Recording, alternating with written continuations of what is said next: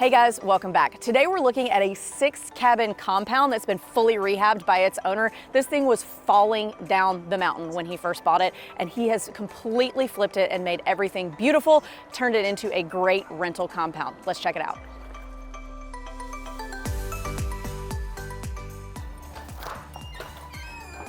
Oh, there he is. Hey Brian. Guys. Welcome to actually my crib, which is kind of interesting. Yeah, lived in this one for a while. I've lived in 3 of the 6 now.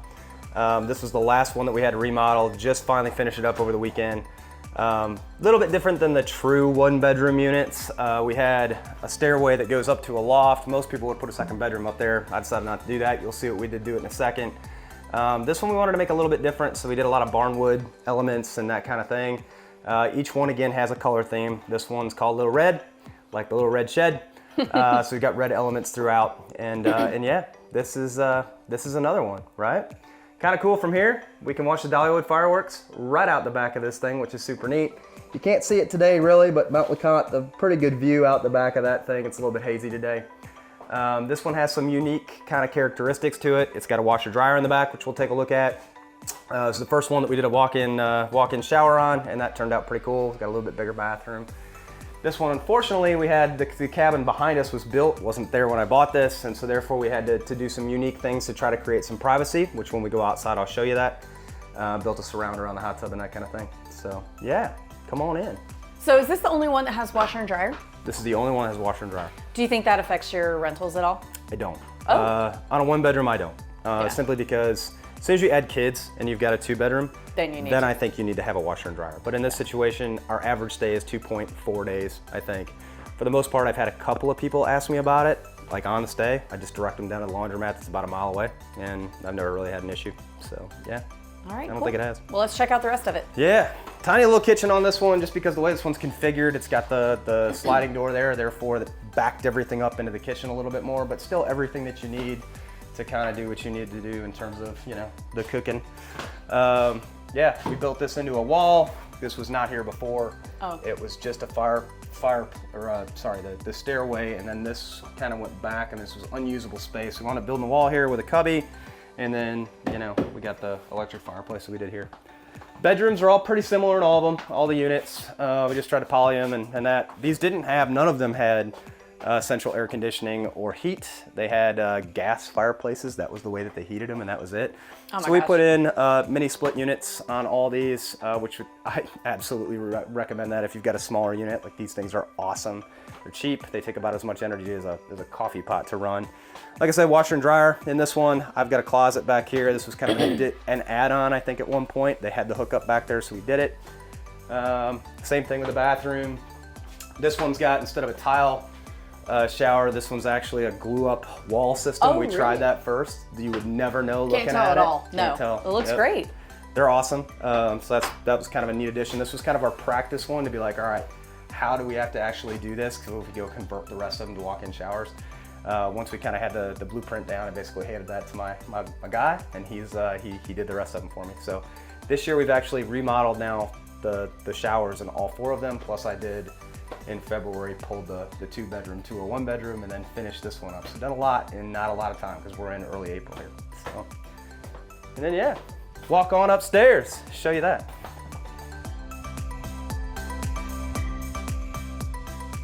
This little space right here, I did this in another one, and it's rocked. It's probably been my best property so far. We put a best property up here. We did a small, just little movie theater, right? So that's what it is, your personal movie theater. I got a popcorn bar here, and people seem to love that. So it was a way to make this kind of a cool, unique space, and for the most part, that has really, really worked out. The other one that we did like this, so decided to do it here. Got a small little half bath here. You'd never know. Just kind of hides back there, but you know, just Perfect. enough. Yeah. So this is it. This is the place. So you can binge anything you want up here and not have to go downstairs to go to the bathroom. Yeah, Perfect. man. Do what you gotta do. You can watch some Law and Order up here. Law and Order, that would be you. So check out the back of this thing. This had some unique challenges. We when the developer came in and built the stuff below me, this was kind of a source of contention. Was he gonna, you know, they want to put footers literally 20 foot off of this property, and I was like, oh my God, how are we gonna deal with this? Luckily, we kind of, I think, have figured out a way to creatively get around it for the most part. So we wound up, as you come on back, building a sound deadening surround for this. I actually put sound deadening insulation in it. So now if you got somebody in the hot tub over there talking, whatever, playing music, you don't really hear it. That's cool. And it kind of blocks out, I think, a lot of what is that cabin. So you've got a private area here. I've got a screen here that you can pull across and literally just close yourself in if you want to. Again, you can't see it right now. View is usually phenomenal from here. And yeah, this wound up being kind of a cool little private, you know, backyard area, which took a lot of thought and ingenuity to get here, but I think we got it. So yeah. So this is one of my one bedrooms. This is called the Evergreen. Go check it out. Cool. So if you come on in, it's all of a massive 450 square feet in here. Built for two people pretty much. We redid pretty much everything in here, built the kitchen. The way this initially worked was kind of right there where the refrigerator is was a hallway. So we built a wall there and then opened this up with the barn door so that we could get a place to stick the refrigerator, which opened the kitchen up quite a bit. Built a breakfast bar. It was kind of one of my ideas. We didn't really have a place to eat. There was no place to stick a table, so we wound up doing this. Now it's kind of like a workstation, works out pretty good. People seem to like it. Electric fireplace in the corner. These all used to be gas. Everything in this was gas, so we took all the gas out, redid it into electric. Nothing crazy. I mean, I've got butcher block countertops, which a lot of people say don't do. We did it because it was like $108 for a slab of butcher block down at Southeast Salvage, and I knew that if something got screwed up, which was no big deal, we could just go in and replace it again. So that's what we did. I welded all this together. We pretty much redid all this, me and my dad, together. And then as you walk in, again, we tried to keep it pretty cabiny, so each one's got a theme. This one is the evergreen, therefore it's green out there, and we've got green accents throughout. Small, just basic bedroom. This is one thing that I think people get really, like, they have a lot of internal tension over, is do we do a king or a queen? If you look at this place, it's a tiny home, it's not real big. For us to put a king in here would have been pretty much the entire bedroom, and so I wound up doing queens, which I know we've lost some bookings with, but for the most part, it seems to work out. They stay pretty occupied. Out back, oh, actually, in here, bathroom. So we actually redid in all of the one-bedroom units this year. That was my project for the beginning of the year. We took out what were old porcelain tubs that had the porcelain started to kind of come apart, and they were starting to rust. We had pulled those out and then did walk-in showers for everything, tile walk-in showers, which is a huge, I think, added feature to this. Out back, this was probably most of our work. I had a contractor come in. We excavated and built the fire pits. He's a great guy. Has done all of my basically exterior work. So anything on the outside you see was pretty much him. He built the privacy fences, which was probably one of the best things that we did, was to add the privacy fences. So now that we've got kind of our own little unique space back here, and they are right next to each other, but they feel for the most part pretty private. They all got fire pits. At the time that I was looking at fire pits, we wound up buying those fireplaces because the Wares Valley fire was going on, and I didn't want guests to burn the place down. So we've got these fireplaces that actually have a chimney, and I felt like we're a little bit safer. Small hot tub, nothing exciting with those. Yeah, sure. Small hot tub, nothing exciting with those. Oh, unlock the thing. I want to get the full vibe. Yeah, small hot tub, nothing exciting about them. They were actually just 110 plug and play hot tubs that we converted to 240 because they had that feature in them.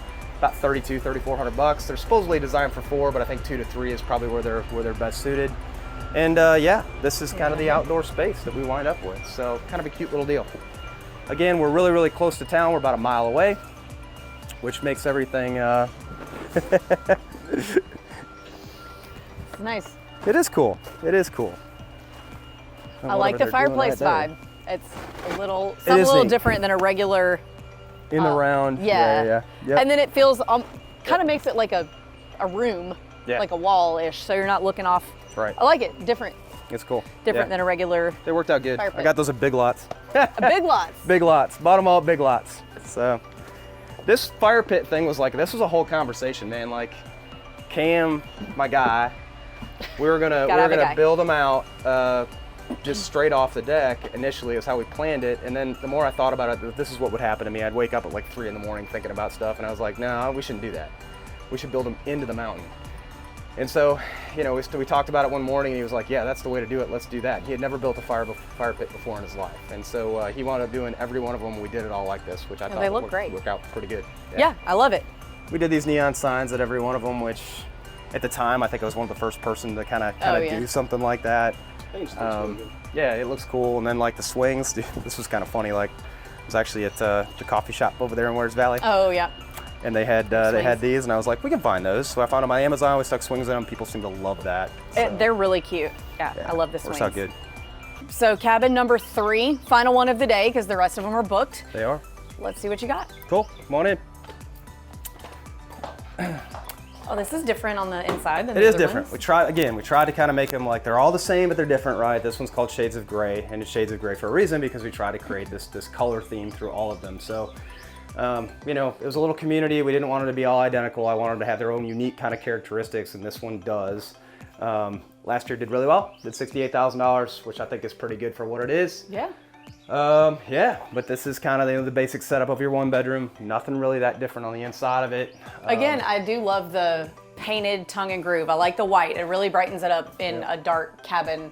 Like a lot of these cabins are kind of dark just because it's so much tongue and groove, but I like the white. It's kind of funny because the rest of them that you haven't seen, the blue one's really dark blue. The black one is black on the inside, and then the steel blue one is like this vintage frame. It's called. It's like a deep blue. But it really works, oddly enough, because it's got enough contrast. It really looks good in a picture. And that's ultimately why we did it. So. Yeah, I love it. I love the painted tongue and groove. It looks people good. around here act like if you paint tongue and groove, blasphemy. That yes. Oh man, we did it by necessity almost. Like I said, you know, a lot of this we were having to steal wood from different places to be able to make these things work. And if you try to put new tongue and groove against this is what it looks like. So we're like, we can't do that, you know, so we're gonna have to wind up painting this stuff, and it kind of worked well with the theme. So it was almost by necessity, but I'm glad we did it. So another one we did the walk-in shower in. This was kind of a new thing for us this year. Did that in January, February. So shut them all down for a week and basically did those changes. So. Yeah, but basically the same setup, right? Like nothing overly different. All right, let's check out the outside of this one.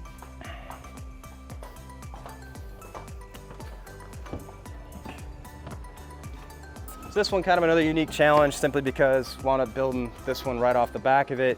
At the time, it took away my parking too, so we had to figure out how to solve that. Developer was like, no, it's no big deal. It's just shared parking. It'll be fine. And I was like, no, it's not going to be fine. So, so we ultimately excavated this out. I had my guy come in and build yet another retaining wall of all of them we had to do. And so anyway, he did that. That created its own little parking space.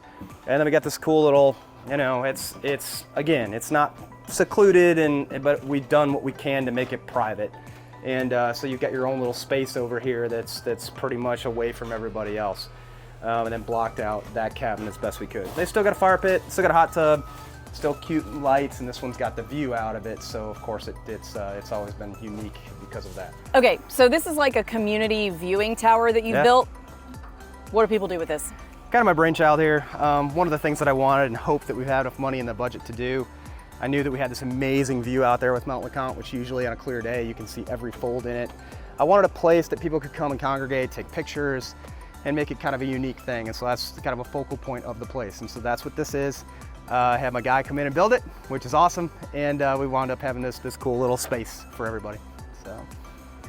Awesome. I love it. I love the view. I love the cabins. This is a really, really cool thing that you've built. Thanks for having us out. Thanks for coming out. It's been a lot of work, but I'm pretty proud of it. I'm proud of it. Awesome. You've done a great job. Thank you. All right, guys, we will see you next time. On MTV Crib Short-Term Rental Edition. Yeah. All right, thanks a lot.